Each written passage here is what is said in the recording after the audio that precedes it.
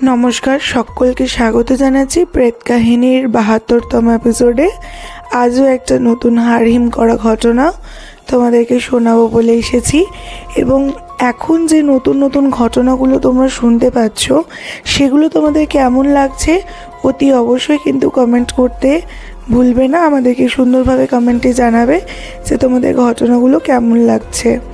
আর আজকে যে ঘটনাটা তোমাদেরকে শোনাবো এটা সম্পূর্ণ একটি অন্যরকম ঘটনা, যেটা এর আগে কখনো প্রেত কাহিনীর চ্যানেলে শোনানো হয়নি, যেটাকে আমরা প্রকৃত ইংলিশ ভাষায় বলি ডেস্টিনেশন ওয়েডিং এবং বাংলা ভাষায় বলি যে এখন যেটা আধুনিকতা বিয়ে যেটা হয়, দূরে গিয়ে একটা জায়গাতে বিয়ে করা। তো সেই জিনিসটাই তোমাদেরকে আজকে শোনাবো। সেখানে সেই মেয়েটির সঙ্গে ঘটে যাওয়া একটি সত্য ঘটনা।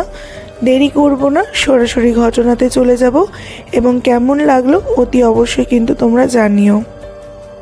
হাই অলিভিয়া দি, আমার নাম পিয়া মণ্ডল এবং আমি কলকাতার বাসিন্দা।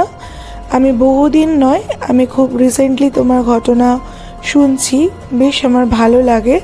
আর এই ঘটনাটা এর আগে কোনো পডকাস্ট বা কোনো চ্যানেলে শোনানো হয়নি, আর তাই তোমাকে আমি ঘটনাটা পাঠালাম। আমারই সঙ্গে ঘটে যাওয়া একটি সত্য ঘটনা। আশা করছি তোমার শ্রোতাদেরও ভালো লাগবে এবং তোমারও শুনে ভালো লাগবে। যদি তোমার ভালো লেগে থাকে তুমি তোমার মতন করে ঘটনাটা তোমার শ্রোতাদেরকে শুনিও। এই ঘটনাটা প্রায় আজ থেকে 6 মাস আগের ঘটে যাওয়া একটি ঘটনা, আর সেটাই তোমাদেরকে আমি শোনাচ্ছি। মূলত এখন অনেক রকম আধুনিকতা বিয়ে হয়, কিন্তু আমার খুব শখ ছিল যে আমি দূরে কোথাও গিয়ে বিয়ে করব এবং সীমিত লোক নিয়ে আমি বিয়ে করব। বাবা মা প্রথম দিকে মানতে চাইছিলেন না, কারণ আমাদের অনেক রিলেটিভস, অনেক লোকজন। তা পরের দিকে যখন আমি একটু কান্নাকাটি করি, মা বাবার সঙ্গে একটু মনোমালিন্যতা হয়, আর আমার দিদি সবাই মাকে বোঝায় যে ওরও তো একটা ইচ্ছা, ওরও তো একটা মত রয়েছে। তা ওর যখন মনে হয়েছে যে ও কোথাও জায়গায় গিয়ে একটা বিয়ে করবে, তো সীমিত লোক নিয়ে সেটাই করো, আর তোমার বাদবাকি যারা গেস্ট রয়েছে আমরা এখানে একটা গেট টুগেদার রিসেপশন করবো, সেখানে তুমি খাইয়ে দেবে। এই বলাতে মা বেশ রাজি হয়েছিলেন যে ঠিক আছে ওইভাবেই তাহলে বিয়েটা হবে। এবং আমরা ঠিক করি যে আমরা উটিতে গিয়ে বিয়ে করব এবং চটপট ওখানে একটা বাংলো ফিক্সড করি যে ওখানে আমরা থাকবো, মজা করব এবং সমস্ত রকম অনুষ্ঠান ওখানে হবে। মেহেন্দি পরানো, নাচ গান, হলদি, সব রকম আমরা অনুষ্ঠান ওখানে ঠিক করে ফেলি যে কোনটার পর কোনটা হবে, আর ওখানে বিয়ে হবে। এবং আমার বিয়েটা হয় বর্ষাতে। তো একটু তো কেরালার দিকে ওইখানটা বুঝতেই পারছো যে ওখানের বর্ষার সময় ওয়েদার খুবই বাজে মতন থাকে। তা সেই সময় আমরা একটু ডাউটেই ছিলাম যে আমার তো ওখানে গিয়ে বিয়ে হবে এবং সেই সময় ওখানকার ওয়েদার কেমন কি থাকবে। তাও একটু ওয়েদার চেক করেই ওই টাইমে বিয়েটা ঠিক হয়েছিল। ভয় তো অবশ্যই ছিল। আমরা যখন ওখানে গিয়ে পৌঁছাই আর ওই জায়গার আশপাশটা দেখে যেন চোখ মন দুটোই জুড়িয়ে গেছিলো। মনে হয়েছিল যেন এক স্বপ্নের দেশে আমি এসেছি এবং আমি যেরকমভাবে চেয়েছিলাম যে আমার বিয়েটা এইভাবে হোক, কারণ প্রত্যেকটা মেয়ের নিজস্ব একটা স্বপ্ন থাকে তার বিয়ে নিয়ে, তেমন আমারও ছিল দিদিভাই। আর ওই রকম স্বপ্ন পূরণভাবেই আমার মা আমার বিয়েটা ঠিক ওখানে দিয়েছিল। এবং আমরা 2 দিন আগে ওখানে পৌঁছে যাই আমাদের বিয়ের। আমরা গেছিলাম এবং আমার হাজব্যান্ডের ফ্যামিলি থেকেও কিছু লোকজন সবাই মিলে ওখানে যাওয়া হয়েছিল। আর বিয়ের 2 দিন আগে যাওয়ার পর ওখানে সব কিছু ঠিক করে ফেলি। তারপরে যেদিনকে আমার আইবুড়ো ভাত, মানে বিয়ের ঠিক আগের দিনকে আমাদের সকালবেলা আইবুড়ো ভাত হয় দুজনের একসাথে, আমরা খাওয়া দাওয়া করি। সেদিনকে আমাদের রেজিস্ট্রিও হয়। আমাদের রেজিস্ট্রি হয়ে যাওয়ার পর বিকালবেলা একটি মেয়ে আসে যাকে আমরা ঠিক করেছিলাম যে আমরা তার কাছে মেহেন্দি পরবো এবং সেখানে মেহেন্দিও পরা হয় 2 হাত ভরে। এবং যেহেতু আমার 2 হাত ভরে মেহেন্দি পরা ছিল, খাওয়ার অসুবিধা হচ্ছিল বলে আমার মা আমাকে খাইয়ে দিয়েছিল আর আমার দিদিভাইও আমাকে খাইয়ে দিয়েছিল।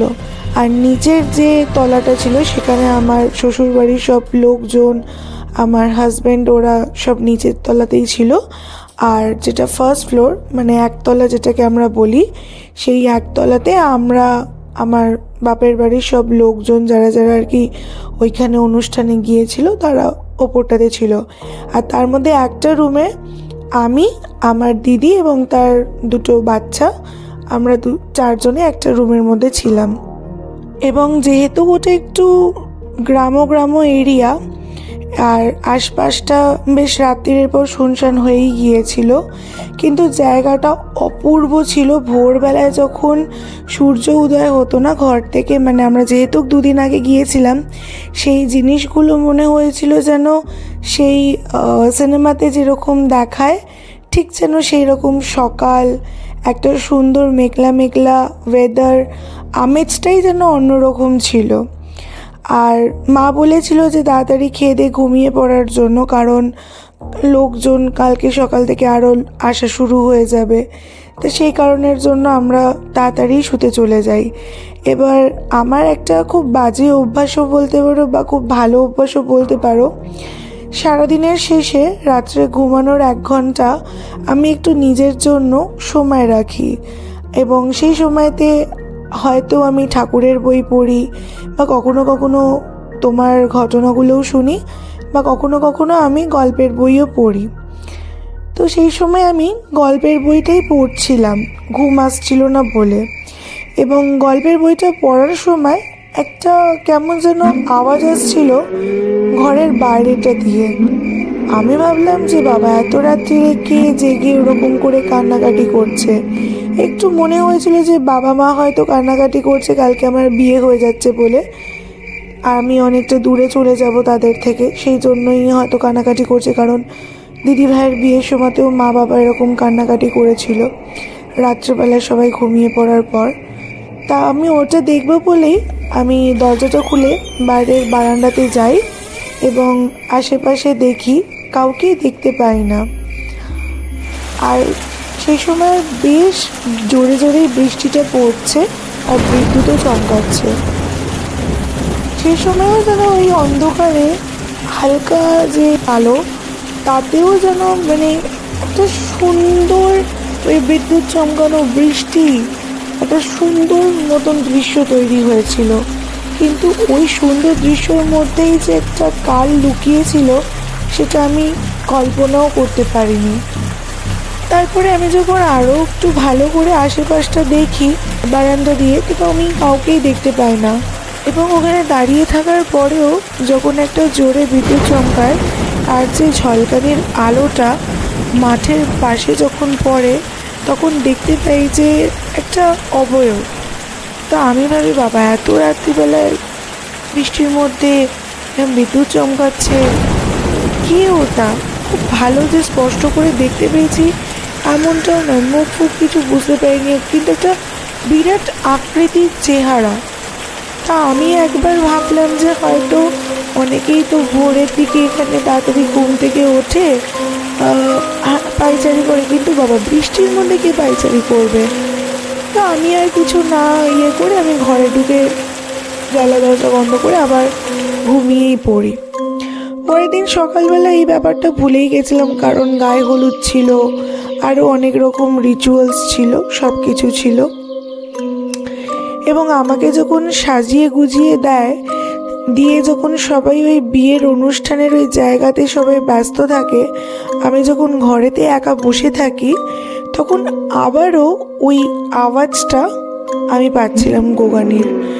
এবং আমি তখনও আবার ছুটে বাইরে বারান্দাতে যাই এবং দেখতে থাকি যে বাবা কালকে রাত্রিরেও পেলাম, কিন্তু কে বুঝতে পারলাম না, আজকেও ওই একই রকম আওয়াজ পাই। যখন আমি চোখটা মেলে দূরের দিকে তাকাই, তখন দেখতে পাই প্রায় মাটি থেকে 1 হাত উঁচুতে একটি ওই দানবের মতন আকৃতির একটি অবয়ব ভাসছে এবং আমার দিকে ক্রমশ এগিয়ে আসছে ধীরে ধীরে। আমি ওটা দেখার পর হতবাক হয়ে দাঁড়িয়ে পড়েছিলাম। আমি বুঝে উঠতে পারছিলাম না যে আমি কি করব, মানে আমার কি করা উচিত ওই সময়টাতে। তখন আমি কিছু না ভেবে খানিকক্ষণ দাঁড়িয়ে আমি দেখছিলাম যে ওটা কি বা কি জিনিসটা কি, কারণ এরকম বিভীষিকাময় দৃশ্য আমি আগে কখনো দেখিনি। আমার হাতে তখন আমার ফোন ছিল, আর আমার ফোন দিয়ে প্রায় আমি 3-4 বার ক্লিক করার পর ওই ফটোটা আমার ফোনের মধ্যে আসে।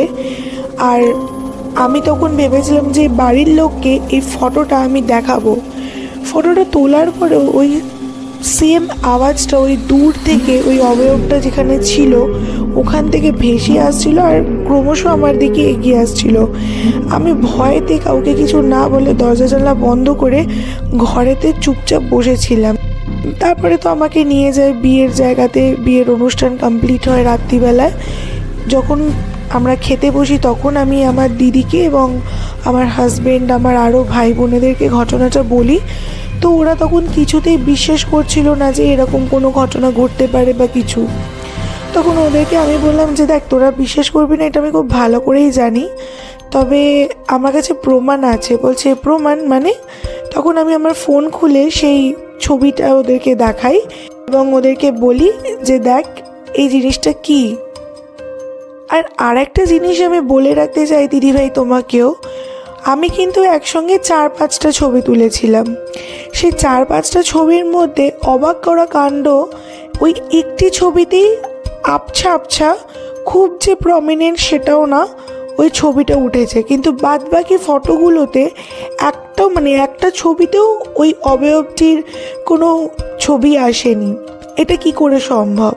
তখন ওরাও ভারী অবাক হয়ে যায় আর ওরাও বলে যে হ্যাঁ সত্যি তো। তখন সবাই ভয়েতে আমরা রাত্রিবেলাটা একটা জায়গাতেই বসে সব ঘটনা ডিসকাস করছিলাম, এই সমস্ত জিনিস নিয়ে আর কি কথোপকথন হচ্ছিল আমাদের। এবং সবাই একটু ভয় পেয়েছিল আর আমাকে বলেছিল যে তুই একা একা রাত্রিবেলা এখন কোথাও বাথরুম যাবি না বা কিছু করবি না, আমরা তোর সঙ্গে যাব, গায়ে বিয়ের নতুন গন্ধ। পরের দিন যখন সকালবেলাটা হলো, আমরা যখন ওই বাংলোটা ছাড়বো, আমরা কলকাতায় ব্যাক করব, তখন আমার বাবা, আমার মা, আমার মামারা তখন সবাই ঠিক করলো যে এটা কেন হয়েছে এটা যদি জানা যেত। তো ওখানে কিছুই আমরা জানতে পারিনি, কারণ সেরকম লোকজন ওখানে অবস্থিত ছিল না। আমরা উড়োজাহাজে করে আমরা কলকাতায় ব্যাক করি এবং সেখান থেকে আমার শ্বশুরবাড়িতে আমি পৌঁছেও যাই। এবং তারপরে সবাই বাড়ি থেকে বলেছিল যে ছবিটা যেন আমি মুছে ফেলি, কিন্তু সত্যি কথা বলতে আমি ছবি মুছিনি। কারণ আমার কোথাও একটা গিয়ে মনে হয়েছিল যে এই ছবিটা আমার হয়তো তোমাকে দিব বা পরে আমার কাজে লাগবে, আর এরম ঘটনা আমার সাথে ঘটবে আমি এটা কল্পনাও করতে পারিনি। আর এই ছিল আমার ঘটনা। তারপরে বাড়িতে আসার পর যখন আমার সব বিয়ের অনুষ্ঠান মিটে যায়, আমাদের বাড়ির যে কুল পুরোহিত তাকে ডাকা হয় এবং জিজ্ঞাসা করা হয়। তখন তিনি বলেন যে হ্যাঁ এটা একটি শয়তানের অবয়ব, এটা কোনো সাধারণ যে মানুষ মারা গেলে যেই অবয়বটা হয় এটা কিন্তু নয়। এবং আমি যেইটুকুনি বুঝতে পারছি, তোমার গায়ে যেহেতু একটা বিয়ের গন্ধ চলে এসেছিল, ও তোমার ক্ষতি করবার জন্যই ও বারবার করে চেষ্টা করছিল যাতে ও তোমাকে দেখা দেয়। আর হয়তো তোমার কপালের অনেক জোর, সে কারণে তুমি বেঁচে ফিরেছো এবং সুস্থভাবে তোমার বিয়ে হয়েছে, সুস্থ রয়েছো, আর কিছুই না, সাবধানে থেকো। উনি এইটুকুই বলল। দিদি আমি ঘটনার শেষে তোমাকে ফটোটাও পাঠিয়ে দিচ্ছি, তুমি এই ছবিটা যদি তুমি প্রয়োজন মনে করো তুমি তোমার ঘটনার শেষে এটাকে অ্যাটাচ করে দিও। আশা করছি ভালো লাগবে ঘটনাটা সকল শ্রোতাদের। এই ছিল আমার ঘটনা। আমার যদি কোথাও ভুল হয়ে থাকে তুমি তোমার মতন করে ঘটনাটা দিদিভাই গুছিয়ে বলো। Thank you so much. সত্যি ঘটনাটা খুবই সুন্দর ঘটনা। এবং যখন তুমি আমাকে ওই ছবিটা পাঠিয়েছো, ওটা দেখে আমার নিজেরও গায়ে কাঁটা দিয়ে উঠেছিল এবং আমি খালি কল্পনা করছিলাম যে তোমার জায়গায় যদি আমি থাকতাম, না জানে কীরকম আমার ওই সিচুয়েশনটা তৈরি হতো। তবে যাই হোক, তুমি যে ভালো আছো, সুস্থ আছো, এটাই কামনা করি সারা জীবন যেন সুস্থ থাকো, ভালো থাকো, এবং আমার সকল প্রেত কাহিনীর শ্রোতাদের জন্য আমার শুভকামনা রইল। আর এরকম নতুন নতুন ঘটনা যদি তোমরাও আমাকে পাঠাতে চাও, আমাদের ডেসক্রিপশনে কিন্তু সমস্ত লিঙ্ক প্রোভাইড করে দেওয়া রয়েছে, এবং আমাদের ফোন নাম্বার হচ্ছে 8100408986। যারা যারা ঘটনা আমাদেরকে হোয়াটসঅ্যাপে পাঠাতে চাইছো, তোমরা কিন্তু ঘটনা আমাদেরকে এই নাম্বারটিতে চটজলদি পাঠিয়ে দিতে পারো। যদি তোমাদের ঘটনা আমাদের ভালো লেগে থাকে, অতি অবশ্যই কিন্তু তোমাদের ঘটনা আমি আমার প্রেত কাহিনীর চ্যানেলে শোনাবো। আর প্রতিবারের মতন সবশেষে একটাই কথা বলবো, প্রেত কাহিনী কিন্তু কোনো কালো জাদু, কুসংস্কার এবং অন্ধবিশ্বাসকে প্রমোট করে না, করবেও না। আপনারা ভালো থাকুন, সুস্থ থাকুন। আগামী সপ্তাহে নতুন ঘটনার জন্য অপেক্ষা করুন। আরও একটি নতুন ঘটনা, সুন্দর ঘটনা, হারিম করা ঘটনা আপনাদেরকে শোনাবো আমি। ধন্যবাদ।